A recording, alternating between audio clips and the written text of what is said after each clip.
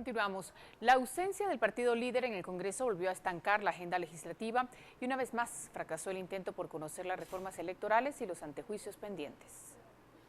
Aunque la población guatemalteca ha reclamado cambios al sistema político, las reformas electorales no han avanzado por falta de quórum, principalmente por la ausencia de diputados del partido líder, quienes hoy solo llegaron 5 y después de unos minutos se retiraron. En las sesiones anteriores se había logrado un quórum de 87 diputados, pero hoy también se ausentaron parlamentarios de otras bancadas como la del Patriota y la UNE. En muchos casos se mandaron excusas particulares, que andaban de viaje o tenían algún problema de salud, y pues en función de eso, ¿verdad? Como le digo, la responsabilidad al final es individual.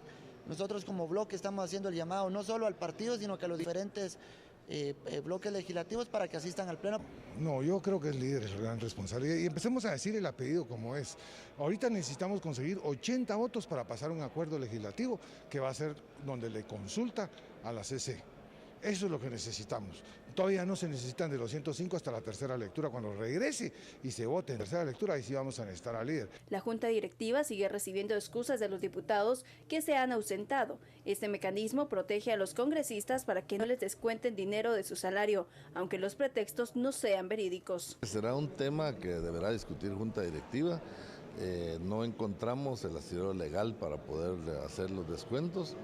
Lo vamos a platicar cuando esté el presidente en la sesión de Junta Directiva del martes próximo. Los diputados están convocados para la próxima semana a una nueva sesión ordinaria en la que seguirán discutiendo las reformas y los antejuicios pendientes.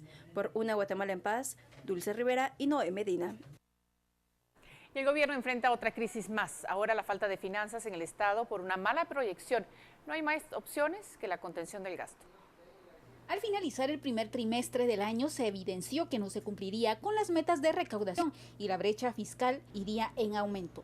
Una mala proyección presupuestaria que ha sido el caballito de batalla de la presidencia, que no está fuera de la realidad. Es la espera de una resolución de la Corte de Constitucionalidad sobre el impuesto a la telefonía, el del petróleo, el cemento y las regalías. La modificación y aprobación del presupuesto por el Congreso es otro de los factores. El presupuesto que le aprobó al organismo judicial le alcanza solo para este mes de agosto.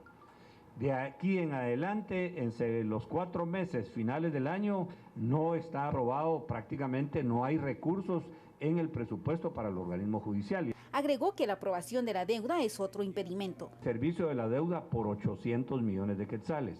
Esto nos suma una brecha para el año de entre 3.500 y 4.000 millones de quetzales. La única medida fue la contención del gasto. Casi 800 millones de quetzales. Eso nos va a permitir que el organismo judicial tenga los recursos para el mes de agosto y los equipos de finanzas del Ministerio de Finanzas y del organismo judicial están trabajando para que recursos que son asignados al organismo ejecutivo se le puedan trasladar al organismo judicial. Lo asignado para el Ejecutivo fue 1.385.600 quetzales. También se ha dado la restricción de proyectos para los ministerios y los que han sido priorizados son el Ministerio de Salud, el Ministerio de Gobernación y el Ministerio de Educación. Mantiene en firme su optimismo para cerrar el año. Creo que podemos llegar y cerrar el año pues no en la forma óptima como hubiéramos querido. Por unas elecciones en paz, Ana Lucía Morales y Daniel Ramírez. Tenemos más del presidente Otto Pérez, pues él argumenta que no ha desacreditado las manifestaciones y reitera que hay sectores que lo apoyan en la crisis política que enfrenta desde abril, cuando se conocieron actos de corrupción en su gobierno. Esta es la opinión del presidente sobre las manifestaciones contra la corrupción. Yo he sido respetuoso de las manifestaciones y siempre lo he dicho y lo he reiterado. Nunca quise provocar ni siquiera un acto de confrontación. Lo vuelvo a reiterar, nosotros hubiéramos podido convocar personas que vinieran a manifestar apoyo al gobierno. Lo cierto es que no ha tomado en cuenta la principal demanda ciudadana, que ha pedido su renuncia, tras destaparse los actos de corrupción y evidenciado actos de impunidad en el sistema al que los guatemaltecos está sujeto y perdió credibilidad en las instituciones públicas. Si hubo alguna declaración en la que se pueda interpretar de que estoy descalificando esto, de ninguna manera lo he hecho, ni lo voy a hacer. Más bien el comportamiento de todo esto que ha sucedido y la respuesta que el gobierno ha dado está a la vista también de todos los guatemaltecos. En este panorama, Pérez Molina dice que los pasos que se dieron en el Pacto Hambre Cero, el aumento de 14.000 agentes de la policía, la reducción del índice de violencia de 40 homicidios a 28 de 100.000 habitantes, son avances de este gobierno. Ante este panorama, también debilitó el año electoral, pues la ciudadanía ha resaltado que no hay condiciones, legitimidad ni credibilidad para quienes correrán en la contienda electoral. Por unas elecciones en paz, Ana Lucía Morales y Daniel Ramírez. Y el sistema está colapsado, empresas evasoras de impuestos, transformar la rabia en algo positivo, paro nacional y en estas condiciones no queremos elecciones, fueron algunas de las respuestas en el foro Despertar Ciudadano. La moderadora y periodista Marielos Monzón hizo la primera pregunta del foro El Despertar Ciudadano, la cual fue: ¿qué son los movimientos sociales y cómo evalúan lo que está pasando? El académico Edelberto Torres Rivas contestó la pregunta. Ese descontento que el guatemalteco viene sintiendo desde hace mucho tiempo, la queja permanente, el no encontrar respuesta inmediata y seguirse quejando, y finalmente aparece una manera, una forma de protestar.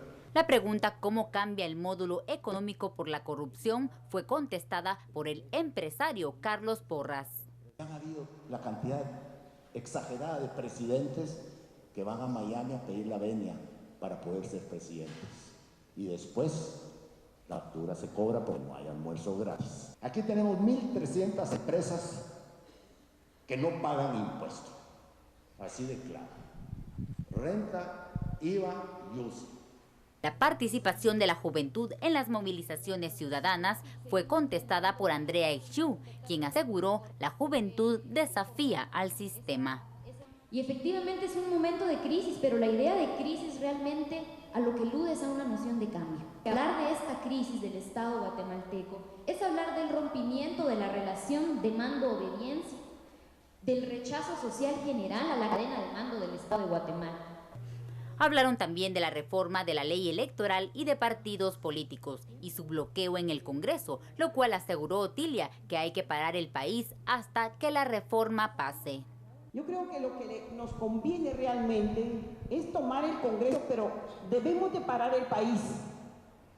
Si no asumimos esa actitud, no vamos a doblegar la actitud del Congreso. Yo creo que ellos son representantes y creo que tienen que ser obedientes a lo que el pueblo le está pidiendo. El foro se realizó en el marco del 6º aniversario del Instituto de Problemas Nacionales. Por una Guatemala en paz, Esli Melgarejo.